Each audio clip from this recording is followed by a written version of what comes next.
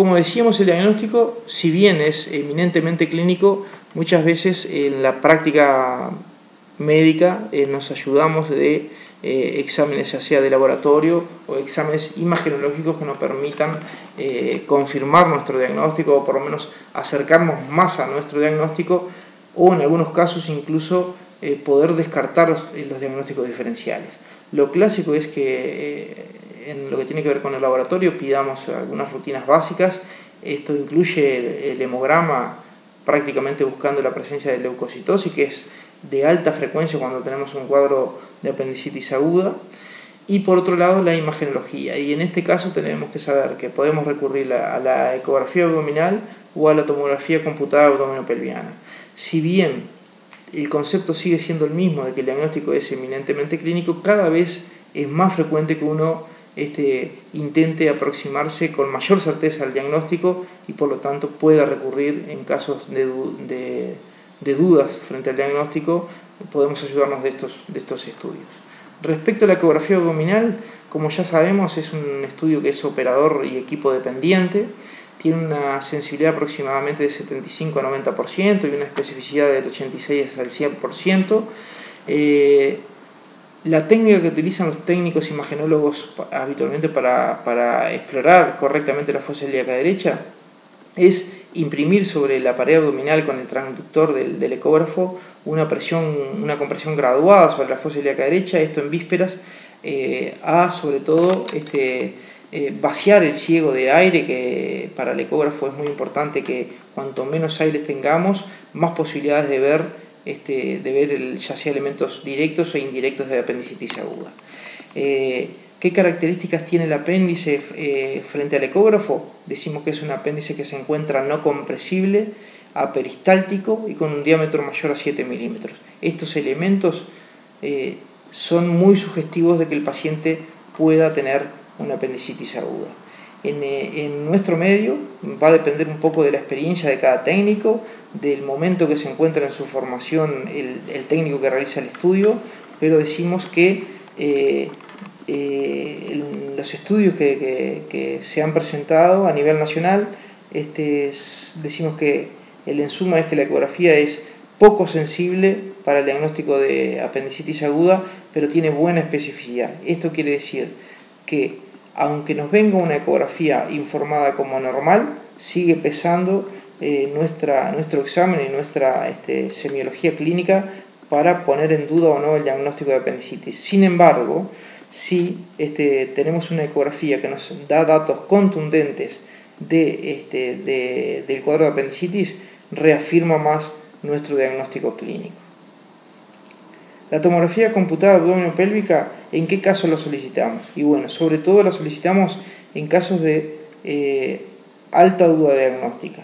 Y respecto a esto debemos destacar que hay determinadas poblaciones que son más proclives a que uno se vea tentado a solicitar estudios imagenológicos más complejos, como puede ser una tomografía computada, como por ejemplo los pacientes añosos, en los cuales el diagnóstico de apendicitis aguda queda en un segundo plano, pero de todas maneras lo debemos sospechar, porque ya como mencionamos, la apendicitis aguda se puede presentar a cualquier edad, en cualquier rango etario, pero los pacientes añosos habitualmente son pacientes que pueden tolerar más la sintomatología o ser más inexpresivos desde el punto de vista clínico, y por lo tanto, frente a la duda diagnóstica, podemos apoyar en una tomografía.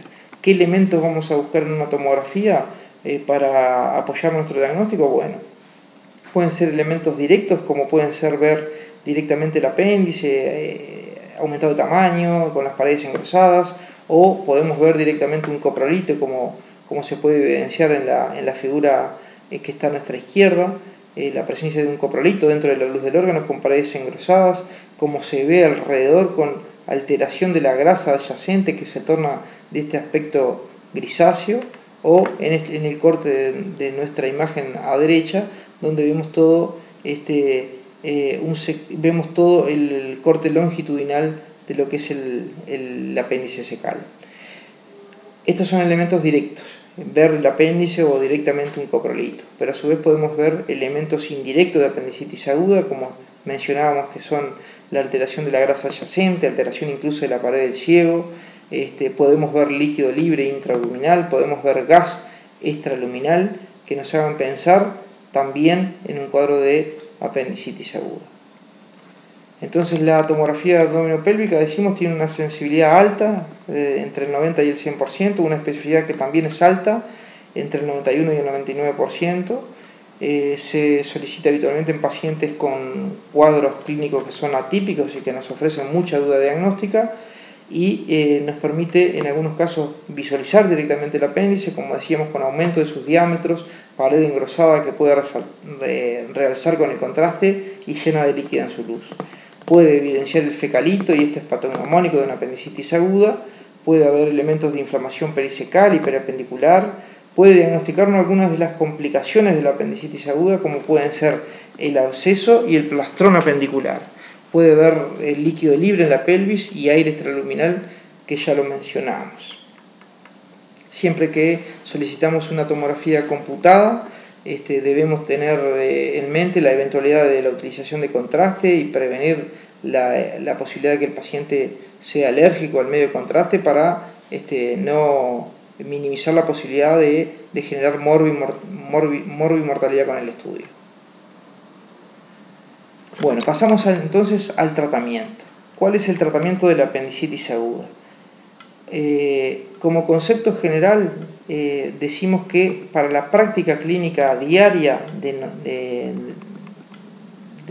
todos los médicos, el concepto clásico es que en la gran mayoría de los casos, si bien no es el 100%, pero es la gran mayoría de los casos, el tratamiento que le vamos a proponer es el tratamiento quirúrgico. Sin embargo, en el día de hoy, si ustedes van a buscar bibliografía sobre el tratamiento de la apendicitis aguda, cada vez más van a encontrar que incluso la apendicitis aguda en sus primeras etapas puede admitir un tratamiento médico. Y esto está en boga prácticamente en los últimos años, la eventualidad incluso de comparar lo que son los tratamientos médicos contra el tratamiento clásico quirúrgico. Y dentro del tratamiento quirúrgico, a su vez, en los últimos aproximadamente 20 años ha cambiado mucho el enfoque en lo que tiene que ver con el abordaje quirúrgico que podamos realizar frente a una apendicectomía laparoscópica. Como ya seguramente la mayoría de ustedes se han formado en hospitales universitarios, habrán tenido la oportunidad de ver de que hoy en día el mayor porcentaje de apendicitis aguda se resuelve a través de la vía laparoscópica. Esto es lo que les mencionaba, de que a lo largo de la historia prácticamente de la medicina y la cirugía, el tratamiento de la apendicitis fue un tratamiento quirúrgico y por vía convencional a través de una incisión de McBurney. Sin embargo, hoy, hasta demostración de lo contrario, habitualmente el primer planteo que uno realiza como cirujano de urgencia, y dependiendo de la experiencia y de la disponibilidad de instrumental que tengamos, es habitualmente planificar un tratamiento por vía laparoscópica. ¿Cuáles son las directivas de nuestro tratamiento? Nosotros, cuando planificamos el tratamiento de la apendicitis aguda, decimos que tenemos que realizar un tratamiento médico-quirúrgico. ¿Médico en base a qué?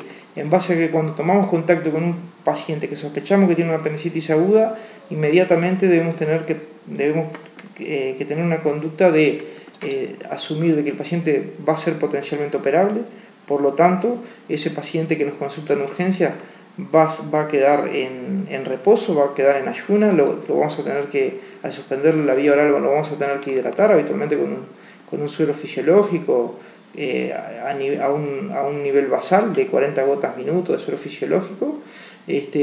Vamos a realizarle analgesia, porque como decíamos, lo clásico es que el paciente se presente con dolor, y vamos a esperar la confirmación diagnóstica. Si ya lo confirmamos desde el punto de vista clínico y no nos queda ninguna duda, automáticamente ya podemos comenzar con el tratamiento antibiótico. ¿Y el tratamiento antibiótico dirigido a qué? Dirigido a la flora entérica, que es la flora que va a estar involucrada en los procesos infecciosos de apendicitis aguda. ¿Cuál es la predominancia de los gérmenes? Sobre todo gérmenes bacilos gram negativos, bacilos gram positivos, la presencia de anaerobios, pero sobre todo los gram negativos, y ahí debemos mencionar Escherichia coli y enterococos sobre todo, que son los que predominan en este sector del colon. El tratamiento antibiótico entonces debe cubrir estos gérmenes. Lo habitual es que utilicemos amoxicilina clavulánico o sobre todo el clásico Unacin por vía intravenosa, y lo indicamos, como decíamos, una vez que confirmamos el diagnóstico. Si por algún motivo el diagnóstico no nos queda tan claro y debemos recurrir a exámenes ya sea de laboratorio o exámenes imagenológicos o incluso a control evolutivo, que es otra opción que hasta ahora no lo habíamos mencionado, en esos casos podemos abstenernos en principio de realizar tratamiento antibiótico hasta que aclaremos el diagnóstico y descartemos los diagnósticos diferenciales. Una vez que logremos tener un diagnóstico positivo claro, o por lo menos de alta sospecha de una apendicitis aguda, en esos casos vamos a indicar un tratamiento dirigido con antimicrobiano.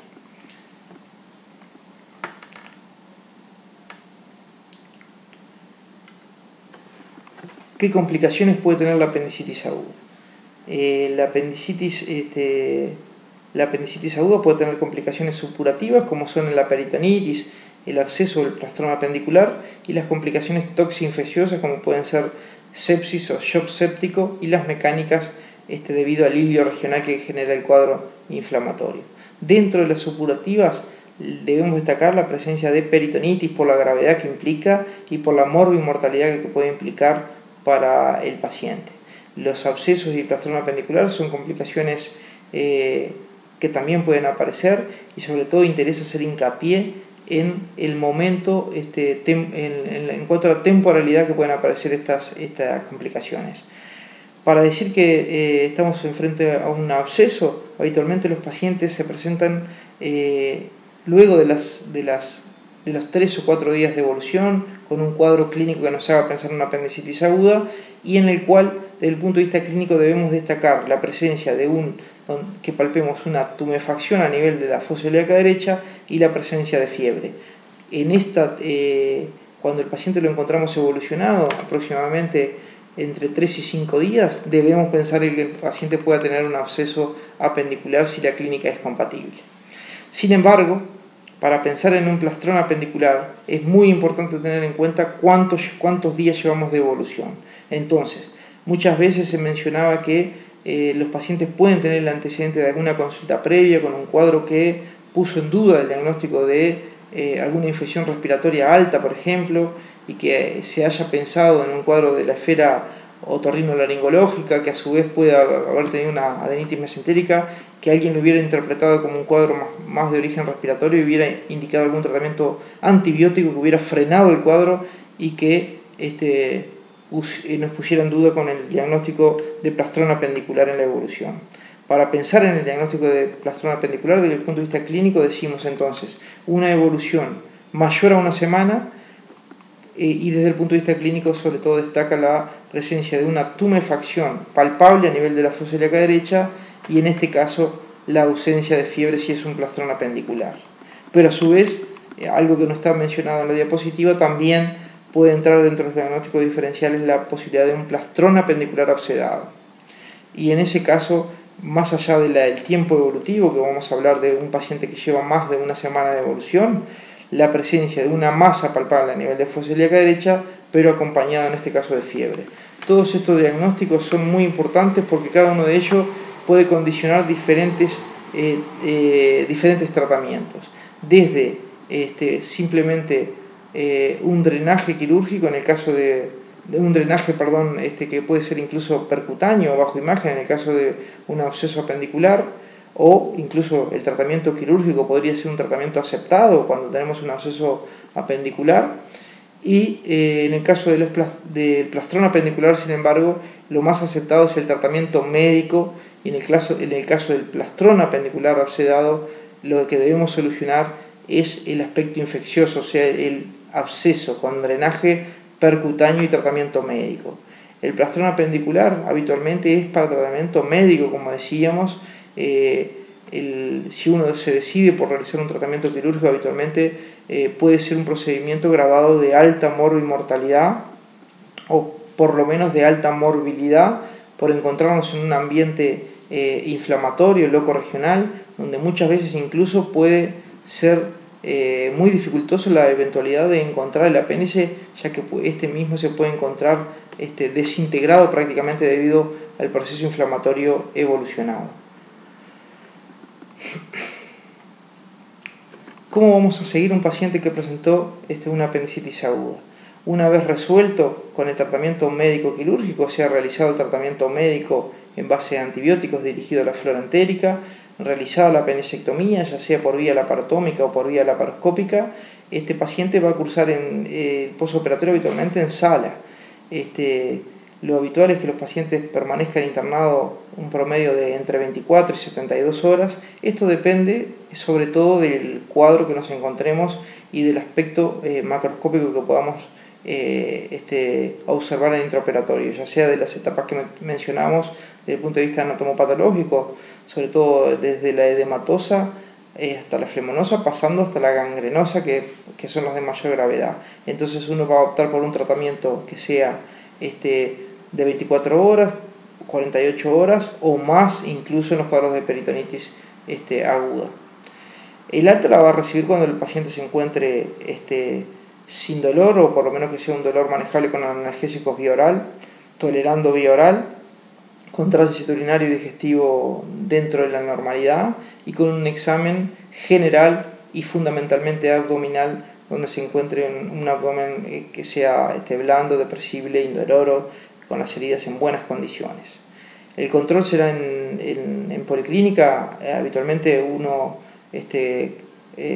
deriva el paciente a la policlínica y lo controla a la semana para hacer un seguimiento de los síntomas que pueda presentar el paciente, y en caso de que el paciente se encuentre asintomático, realizar un correcto examen físico, haciendo hincapié en descartar las complicaciones más frecuentes, como pueden ser la infección del sitio quirúrgico, sobre todo, que es una de las más frecuentes. Ahora con el abordaje laparoscópico se ha descrito que la incidencia de infección del sitio quirúrgico es menor, y sobre todo en el abordaje laparoscópico estar atento al lugar por donde se extrae el apéndice inflamado, que por más que uno sea meticuloso a la hora de la extracción de la pieza, habitualmente lo más frecuente es extraer el órgano a través de la incisión de fosa ilíaca izquierda, donde uno coloca un trocar de 10 o 12 milímetros por donde extrae la pieza.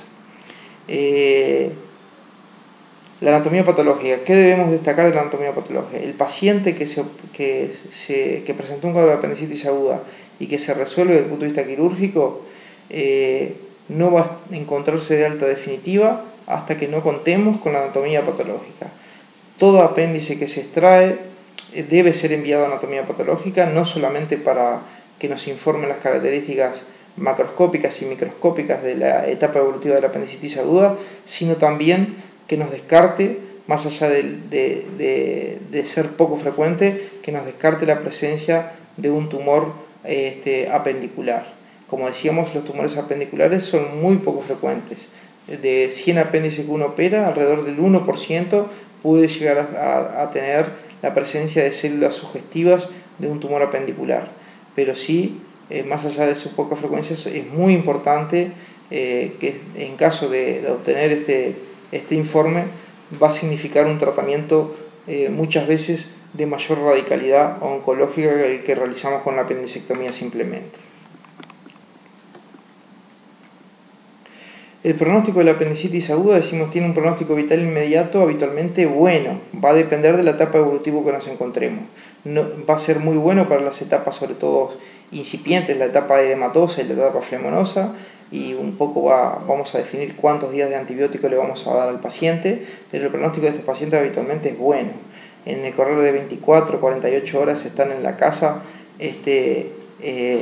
teniendo los cuidados básicos simplemente. Sin embargo, los pacientes con peritonitis aguda, como decíamos, pueden tener una internación más prolongada, un tratamiento analgésico y antibiótico más prolongado, y pueden tener mayor riesgo de complicaciones. La perforación apendicular es el factor más importante desde el punto de vista pronóstico, y respecto al pronóstico vital alejado, estos pacientes tienen un pronóstico vital alejado muy bueno, e incluso hoy en día con el abordaje laparoscópico son muy poco frecuentes. Las complicaciones parietales, como puede ser la eventración o evisceración, son muy poco frecuentes, si bien también por la vía laparotómica y a través de un McGurney no es frecuente que haya complicaciones parietales, pero aún son menores con los abordajes mini-invasivos que se manejan hoy en día. En lo funcional, el paciente sin apéndice, o sea, una vez que se le trajo el apéndice, puede hacer una vida prácticamente normal, no tiene prácticamente implicancias desde el punto de vista funcional. Muchas gracias.